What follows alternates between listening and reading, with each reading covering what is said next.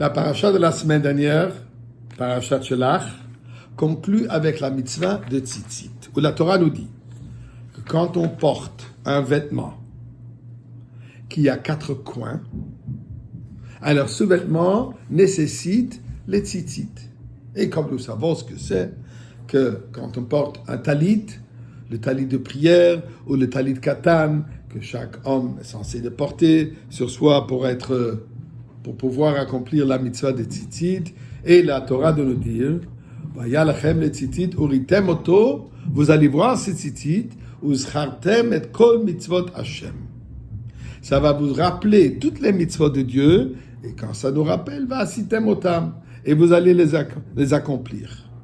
Quel rapport entre le talit katan et le tzitzit avec toutes les mitzvot? Alors simplement dit, c'est puisque le talit katan qui enveloppe la personne entièrement, et c'est pour ça que le talit katan ainsi que le châle de prière a une certaine mesure que doit pouvoir nous envelopper au moins la majorité du corps, si ce n'est qu'une petite écharpe sur notre cou. C'est très joli, c'est très beau, c'est bon pour l'hiver, décoratif, mais ce n'est pas la mitzvah. Il faut que la mitzvah, elle soit d'une manière qu'elle enveloppe au moins la majorité, rov, goufo, la majorité de son corps.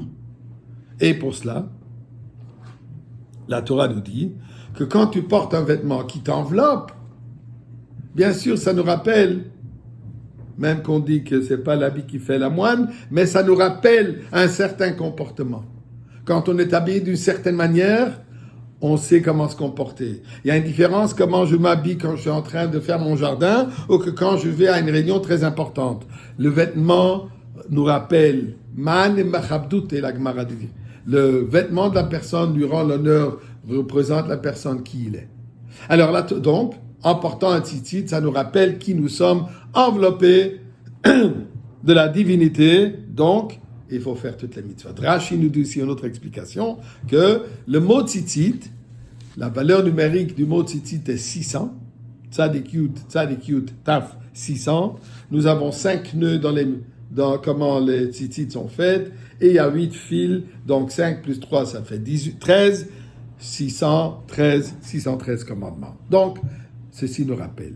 Le rapport avec la paracha de cette semaine, le lien, Korach, on a eu l'occasion d'en parler hier, mais il y a un Midrash qui nous dit la chose suivante. Rashi le rapporte, et il lui dit, voilà, que Korach est venu se plaindre devant Moshe Rabbeinu. J'ai preuve que tu inventes des choses à toi-même. Toi, tu décides des choses sans que ça ait été donné par Dieu. Exemple, il dit, regarde. Dans la mitzvah des tzitzit, il faut avoir un fil qui soit coloré avec le trélet. Le sang de cette verre qui s'appelle chalazon. Une couleur bleue. Chalazon. Et il dit, la raison, puisque si ça nous rappelle le ciel bleu, donc voir vers le ciel, voir, regarder vers Dieu. Elle dit maintenant, si le talit en entier est coloré avec cette couleur bleue, est-ce qu'on a encore besoin des tzitzit? Logiquement, on n'a pas besoin.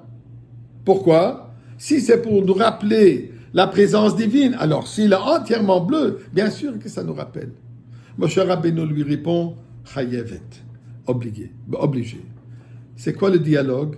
Korach, il dit, soyons logiques dans notre accomplissement de Torah.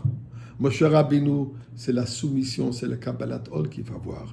Dieu dit, c'est comme ça qu'on le fait. Même si tu as une question qui te paraît extraordinaire et tu ne comprends pas la réponse, ça ne change pas le fait qu'il faut faire la mitzvah telle qu'il faut faire. Donc, tzitzit nous représente l'action telle qu'elle. Une petite anecdote. Je crois durant la guerre de Kippour, un tank israélien qui est tombé dans une ruine quelque part et tout à coup, il voit des tanks israéliens viennent contre lui, pensant que lui il est un tank ennemi, et il commence à tirer sur lui. Il ne peut pas communiquer avec eux. Qu'est-ce qu'il fait? Il sort vite de son tank, accroche sur le tank en haut les tzitzit, et là, ils ont remarqué que c'est un tank juif. Uritemoto. Les autres, ils ont vu le tzitzit, ça l'a sauvé la vie. D'abord, bonne idée toujours de porter un tzitzit. Bien sûr, c'est une mitzvah, et il faut toujours la porter. Mais ça nous rappelle encore autre chose. Le vêtement qui nous enveloppe. c'est extérieur.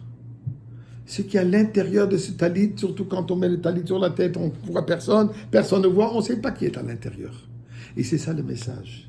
Ce n'est pas à nous de regarder qui est à l'intérieur de ce talit. C'est à nous de voir le talit extérieur, de voir la personne et de l'accepter tel qu'il est. Puisqu'à l'intérieur de ce talit, il y a un juif. Peu importe son niveau d'adhérence, peu importe comment il se comporte. Quand nous, on le regarde, il faut le voir dans ce talit. Quand on regarde le prochain, il faut le voir revêtu dans le talit et revêtu quelqu'un qui a un potentiel de pouvoir faire toutes les mitzvot. Et c'est à nous de l'encourager à le faire. C'est à nous à l'aider de le faire.